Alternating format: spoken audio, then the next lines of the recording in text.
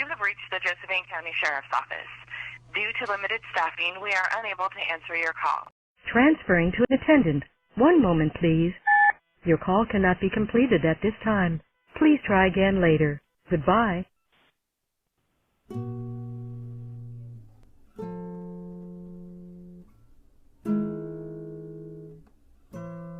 Josephine County is a rural area in southwestern Oregon with a population of around 80,000 people. A lot of people are struggling in this area because of the lack of employment. I think the most common crimes that we're seeing are burglaries and thefts. Due to a massive budget shortfall, Josephine County has had to reduce its public safety expenditures from $20 million last year to less than $9 million this year.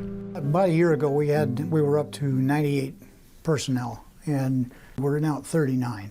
We now have 3 patrol officers to cover 1,642 square miles. We only work one 8-hour shift 5 days a week. In May of 2012, cuts to the county jail staff led to the release of 39 inmates, including people charged with robbery, assault, and rape. When they left here, they were laughing and joking and having a good time, and they went right back to what they do best, and that's, create victims. Basically, we only respond to life-threatening calls.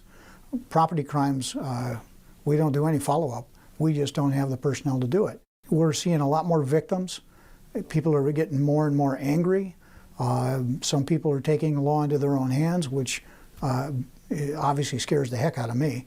They will not send an officer out. So we are on our own totally.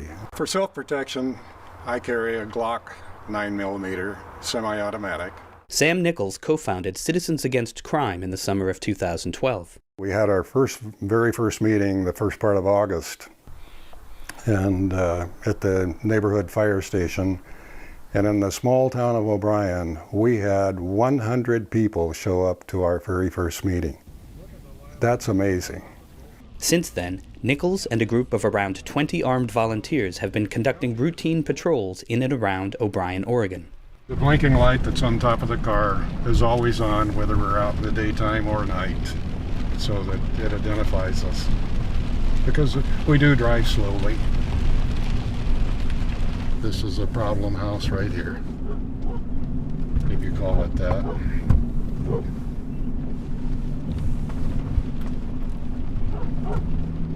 For the most part, the patrols are boring, and we hope to keep them that way by being out there enough that the people don't try to do something. The criminal is going to pick on the vulnerable, the sheep. And if he sees a weak area, that's where he's going to penetrate. My biggest tool when we go out is a notebook and a pen and a cell phone and my eyes.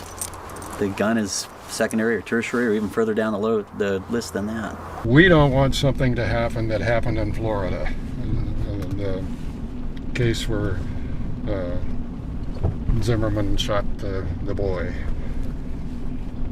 Our patrols are always a minimum of 2 people.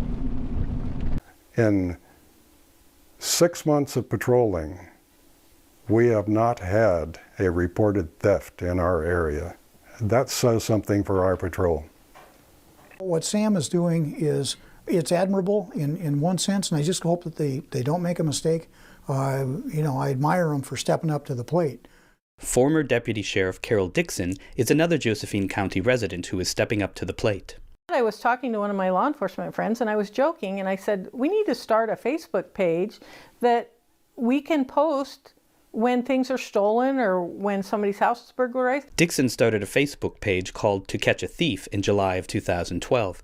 Today, the site has more than 1,600 followers. It's like a virtual neighborhood watch. It's all public information. It's just a central clearinghouse where people in this valley can go and look and see what's going on in their neighborhood and be more aware so that they're not the next victim.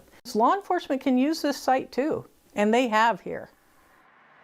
Unlike so many other cash-strapped counties in the U.S., Josephine County's financial problems stem from a long and complicated relationship with the federal government. The problem that I think is unique to our county is a lot of the land in our county is owned by the federal government.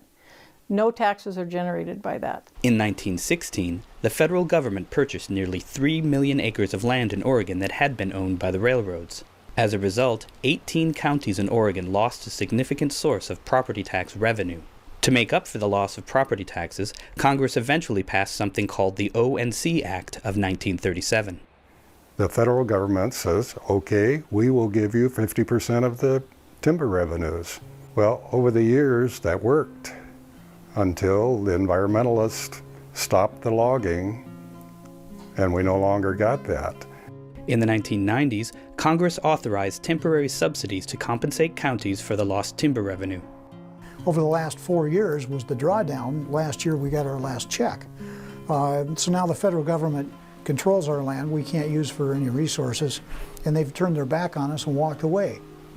Kind of a typical federal methodology. We are going to need to be out there for at least the next 5 years, in my opinion. People need to band together now more so than ever to protect each other, because law enforcement here in this community is weak at best. Maybe we've become too dependent on the government for everything. We outnumber the people that are causing these crimes by at least 98, 99 to 1 or 2. If we stand shoulder to shoulder, we can take back our community, and we have done that.